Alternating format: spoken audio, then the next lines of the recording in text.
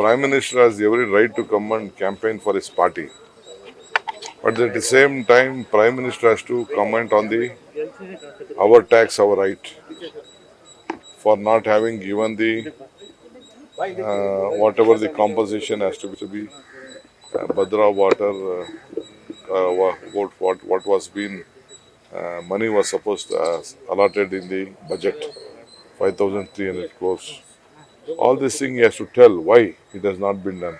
Why Madhavi permission has not been given?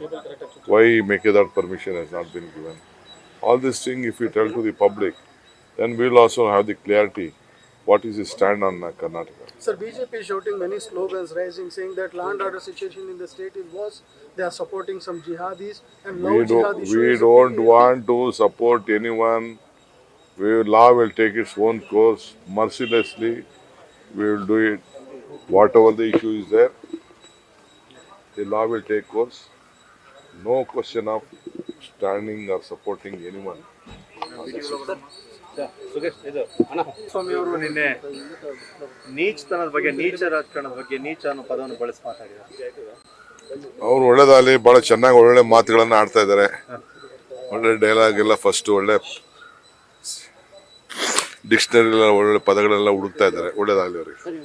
Kumaraswamy ಅವರು ಆರೋಪವನ್ನು ಮಾಡ್ತಾರೆ ಸರ್.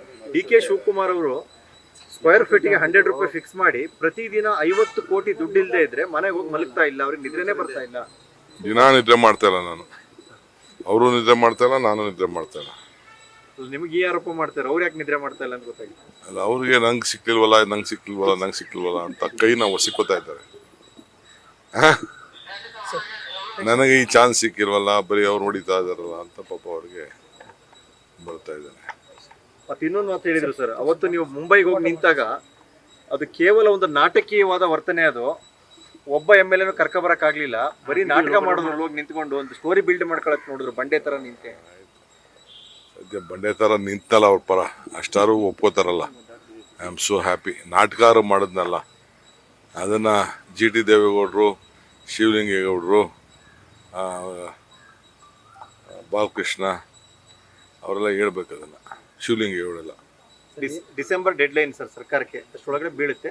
ಅದು ನಿಮ್ಮ ಮತ್ತು ಸಿದ್ದರಾಮಯ್ಯನ ಕುರ್ಚಿ ಗಲಾಟೆಗಾಗಿ ಬೀಳುತ್ತೆ. ಗೊತ್ತಾಗ್ತಾ ಇದೆ ನನಗೆ ಏನೇನು ಅವ್ರು ಏನೇನು ಮಾಡಿದ್ರು, ಮಧ್ಯೆ ಏನು ಮಾತಾಡಿದ್ರು, ಅವ್ರ ಜೊತೆಲಿರೋರು ಏನು ಮಾಡ್ತಾವ್ರೆ, ಇನ್ನೊಬ್ರು ಏನು ಮಾಡ್ತಾವ್ರೆ, ಎಲ್ಲ ನಮ್ಗೆ ಅರ್ಥ ಆಗ್ತಾ ಇದೆ. ಈಗ ಸದ್ಯಕ್ಕೆ ಅವ್ರ ಪಾರ್ಟಿ ಬಿಜೆಪಿ ದಳದ ಎರಡೂ ಏನಾಗ್ತದೆ ಅಂತ ಎಲೆಕ್ಷನ್ ಆದ್ಮೇಲೆ ಅವರೇ ಉತ್ತರ ಕೊಡ್ತಾರೆ. ನಾನೇನು ಉತ್ತರ ಕೊಡ್ಬೇಕಾಗಿಲ್ಲ, ಅದಕ್ಕೇನು ಮಾತಾಡೋದು ಬೇಡ ಅನ್ಸುತ್ತೆ. ದೇವೇಗೌಡರು ಕನಕಪುರದಲ್ಲೆಲ್ಲ ಕ್ಯಾಂಪೇನ್ ಮಾಡಿದ್ದಾರೆ, ಕನಕಪುರದಲ್ಲೂ ಲೀಡ್ ತಗೋತಾರಂತೆ ಸರ್. ಒಳ್ಳೇದಾಗ್ಲಿ.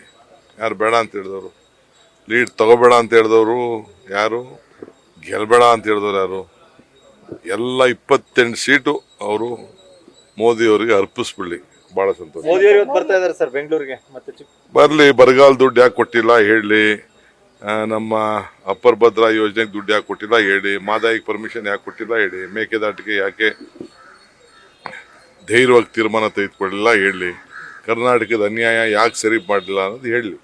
ಚೊಂಬಿಟ್ಕೊಂಡೆಲ್ಲ ಪ್ರತಿಭಟನೆ ಮಾಡ್ತಾ ಇದಾರೆ ಸರ್. ಅಲ್ಲೇ ಕಾಂಗ್ರೆಸ್ ಹೌದು, ಶಂಭು. ನಾನು ಹೋಗ್ಬೇಕಾಯ್ತು, ನಂಗೆ ಬೇರೆ ಏನೋ ಕೆಲಸ ಇತ್ತು ನನಗೆ. ಈಗ ನಾನು ಮೈಸೂರಿಗೆ ಹೋಗ್ಬೇಕಾಗಿದೆ. ಮೈಸೂರು ಮಂಡ್ಯ ಪ್ರವಾಸ ಇದೆ. ಚೆಂಬೆ ಕೊಟ್ಟಿರೋದು, ಕರ್ನಾಟಕಕ್ಕೆ ಕೊಟ್ಟಿರೋ ಚೆಂಬು. ಆ ಚೆಂಬಲ್ಲಿ ಕೆಳಗಡೆ ಪ್ರಶ್ನೆ ಕೇಳಿದ್ದೀವಿ, ಆ ಪ್ರಶ್ನೆಗೆ ಅವ್ರು ಉತ್ತರ ಕೊಟ್ಟಿದ್ದು ಸಾಕು.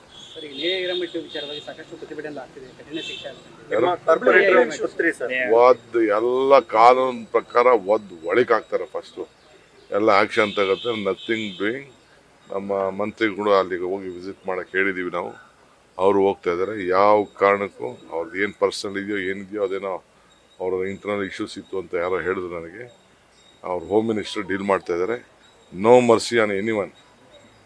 ಎಲ್ಲ ಒಳಕಾಗ್ತಾರೆ. ಅವರು ಮೈನಾರಿಟಿ ಲೀಡರ್ಸು ಅವರೆಲ್ಲ ಹೇಳಿದ್ದಾರೆ, ಏನು ಮಾಡಬೇಕೋ ಮಾಡ್ತಾರೆ. ನೋಡಮ್ಮ, ನನಗೆ ಗೊತ್ತಿಲ್ಲ, ಯಾರೋ ಹೇಳಿದ್ಕೆಲ್ಲ ನಾನೊಬ್ಬ ಜವಾಬ್ದಾರಿ ಮನುಷ್ಯ ರಿಯಾಕ್ಟ್ ಮಾಡೋಕ್ಕಾಗಲ್ಲ. ಏನು ಅವ್ರು ಮಾಡಿದ್ದಾರೆ ಅದು ಖಂಡನೀಯ. ಕಾನೂನು ಕ್ರಮ ಕೈಗೊಳ್ತದೆ, ಏನು ಬೇಕೋ ಅದಕ್ಕೆ ಶಿಕ್ಷೆ ಆಗ್ತದೆ. ನ್ಯೂಸ್ ಫಸ್ಟ್, ನಿರ್ಭೀತಿಯಿಂದ ನಿಮ್ಮ ಪರವಾಗಿ.